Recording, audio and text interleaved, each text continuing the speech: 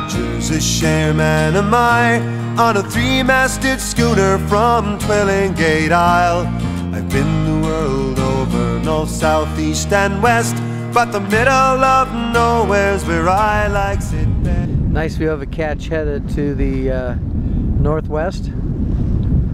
Looks like they're probably headed to Dominica. We left Dominica at 7 this morning. Oh, it's about 4:30. It's going to be about a 10-hour run from Dominique into Martinique. Looks like another lush green island. And we're headed up to St. Pierre, which is just in view in the distance. About 30 minutes away from hopefully anchoring up. Very easy sailed. We were in the lee of Dominique for first half of it and hardly had any winds, had to motor. And then we got into the channel between the two islands, about a 25-degree run between the two islands, and the trades were blowing about 25, nice and brisk. Seas about 4 feet or so. So all in all, it was still a very nice run. Martinique. We're looking at Mount Pelée. Interesting history in Martinique. In 1902, there were like 60,000 people living on Martinique, and Mount Pelée started rumbling in early 1902. A few small lahars killed a few people, but nobody wanted to leave. You know, the plantation owners and landowners were, you know, reluctant to leave and end up losing their crops or their land or their plantation. And they had a meeting with the local science teacher, and the officials decided that Mount Pelée is safe. Everybody stay where they are. And then a few weeks later, it had a St. Helen type eruption. Mount Pelée blew out and rolled a huge boiling lahar down the mountain and killed over 29,000 people. Really interesting history. But that's Mount Pelée with its head in the clouds in Martinique in the Caribbean. Right on it. Okay, beautiful evening coming into the village of St. Pierre on the island of Martinique. Sun's going to be going down pretty quick, and it's just a gorgeous, gorgeous evening. Absolutely stunning. Had a beautiful sail over from Dominica, and we'll anchor up here for the night. And it's interesting, after the 1902 eruption, the city was totally inundated and totally destroyed, but there still is a lot of remnants of the original city and the original structure. More old rocks, but evidence of the early days of St. Pierre and what's left after the 1902 volcanic eruption. Yeah, 2 p.m. Tuesday, we just left St. Pierre.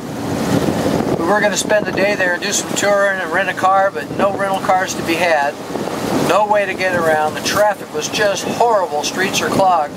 So we decided to yank the hook and run 20 miles down the coast. It'll put us closer to Santa Lucia and down to St. Anne.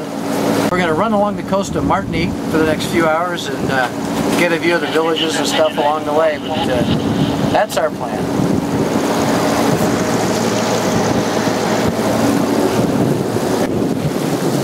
And another seaside village.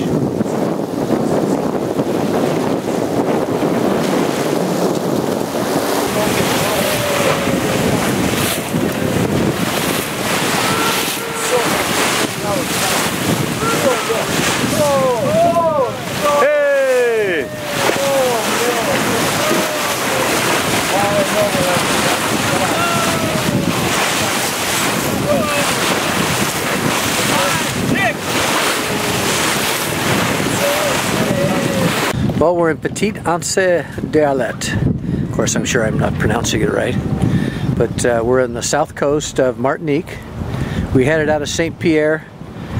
Just couldn't get a rental car to go down to St. Anne, and we wanted to get down there, so we decided to jump on Morning Dove and head her that way. It's closer to St. Lucia anyway. But we ran out of daylight, can't quite get there before it's dark, so we held up, and we're in a beautiful little fishing village. Petite Anse d'Arlet. Yeah, that's pretty good. We're going to go ashore and see some sights. Another picturesque Martinique village on the coast. Petite Anse d'Arlet.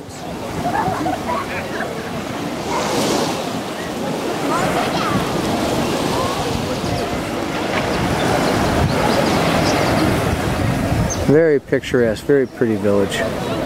We'll wander around. Very picturesque town, pretty sunset. Very French. There's Morning Dove in the distance with the American flag flying from the mizzen.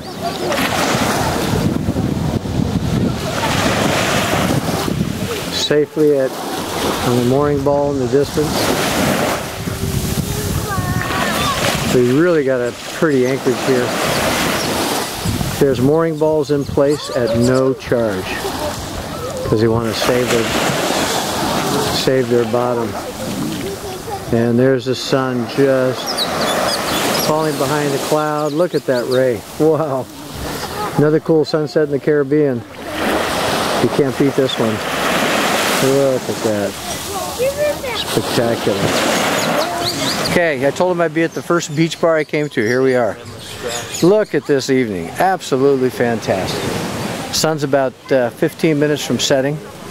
We're in Petite Anse d'Arlet. Nice local beach bar and just an absolutely beautiful, stunning evening.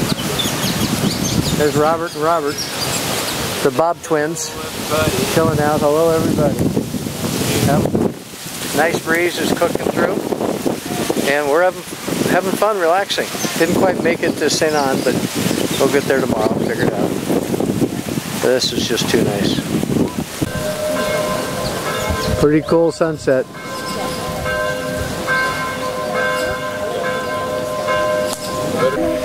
Everybody's watching the sunset tonight. Everybody. And it's a beauty. It is a beauty. You just can't believe it. There goes the sun. Last rays for another day.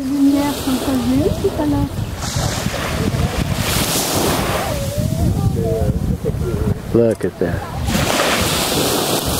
Let's see if it gives us a wink when it goes down. Is it going to give us the wink? Just a little tinge. Little tinge. Another Caribbean sunset. Absolutely gorgeous. Petite Anse d'Arlet. Beautiful evening. Beautiful evening at a beautiful beach. Can't beat it. Okay, we're crossing through the south tip of Martinique, and we're passing another piece of great Caribbean history. Really pretty interesting. It's HMS Shiprock. During Napoleon's time, Napoleon's wife Josephine was born on Martinique, and to piss Napoleon off, the British christened ship this Diamond Rock HMS Diamond Rock, and they stationed they hauled 20 cannons up to the top of it and stationed a bunch of men here, and they lasted 18 months. Napoleon got all pissed off and sent his navy to take the rock back, in which they did. It was occupied for like 18 months, but HMS Shiprock. Crazy. Quite a little piece of Caribbean history. Just imagine trying to land on this hunk of rock and then manhandling and hoisting cannons up to the top of it. Oh man, what a feat. Well, it's Saturday, February 22nd. In St. Lucia, headed to the airport. Took the bus into Castries, which is the capital city, and it's Independence Day for St. Lucia. Parade's getting ready to start. I got my bag headed south. Independence Day celebration, St. Lucia.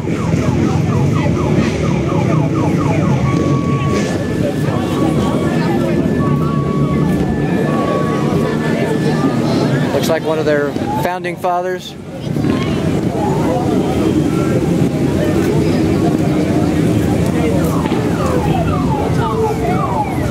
I gotta make my way to the other side, a few streets down to catch the bus to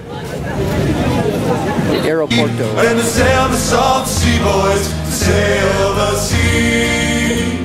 There's no other life but to sail the salt sea.